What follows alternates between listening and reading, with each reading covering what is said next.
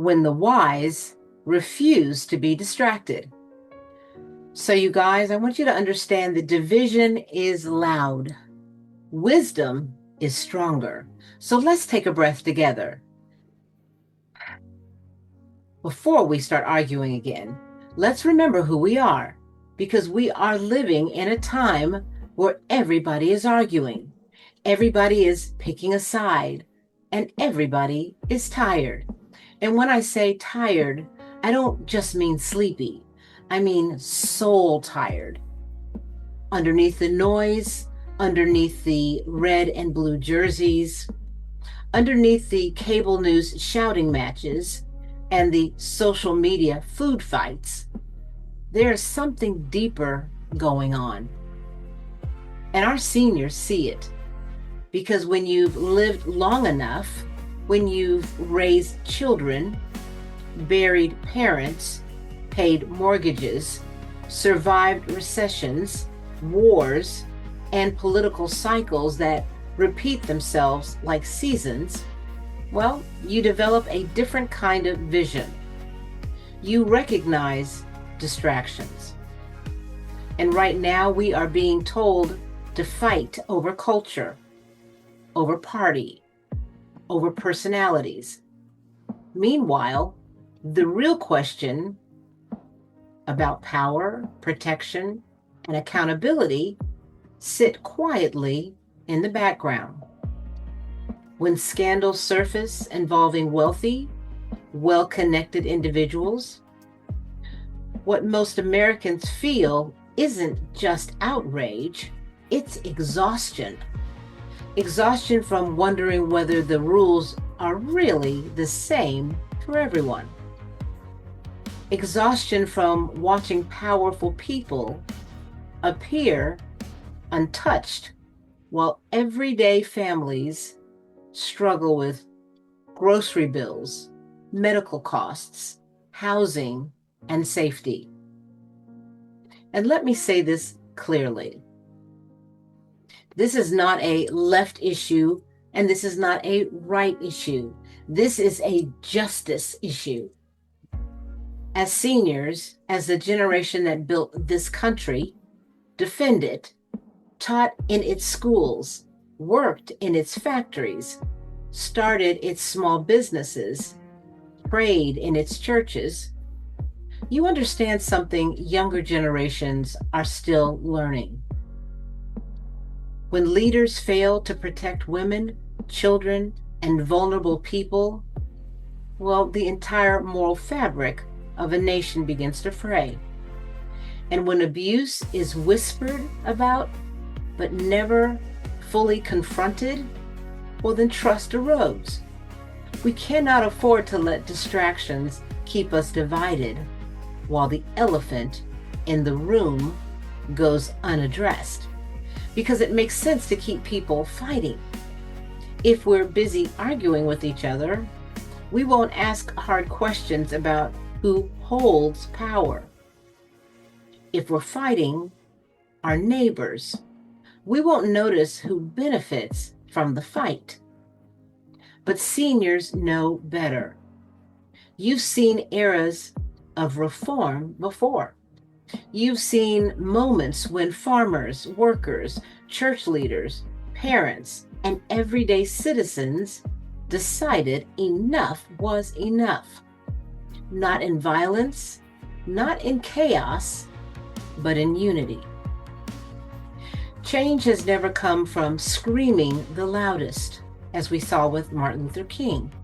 It has always come from standing together, the strongest. At Secure 65 Health Plans, we talk about protection every day. We talk about Medicare. We talk about long-term care. We talk about life insurance. But protection is not just paperwork. Protection is a principle, and that principle must extend beyond policies and premiums. It must extend to our women, extend to our men, extend to our children, to every person who has ever been silenced, manipulated, or violated by someone who believed they were untouchable. So if nothing else unites us, this should. We can disagree on tax policy. We can debate elections. We can argue strategy. But we should never, ever disagree on protecting the vulnerable. We should never disagree on accountability. We should never, ever disagree on truth. Because when truth becomes optional, justice becomes impossible. And here's the part we have to face with maturity. If we allow ourselves to be constantly distracted, we become captives, not physically, but mentally. Captive to outrage cycles, captive to misinformation, captive to narratives designed to keep us emotionally reactive instead of strategically unified. Most seniors are not reactive, and most seniors are reflective. You have the power to call your children and grandchildren and say, pause for a minute, you guys. Let's think. Let's look at the bigger picture. You have the credibility to say, we may vote differently, but we stand together on protecting people. That kind of unity is powerful. That kind of unity cannot be manipulated. This moment is not about one headline. It's about whether we believe no one is above the law. It's about whether wealth or influence should ever shield wrongdoing. It's about whether we choose courage over comfort. History shows that reform happens when ordinary people realize they have more in common with each other than with those who benefit from their division. And seniors, you are the bridge right now. You are the steady hand. You are the moral memory of this country. You've seen a lot. So here's my challenge to us as a Secure 65 healthcare community. Let's refuse to be distracted. Let's refuse to be divided. Let's refuse to be manipulated into fighting each other while serious issues go unnoticed.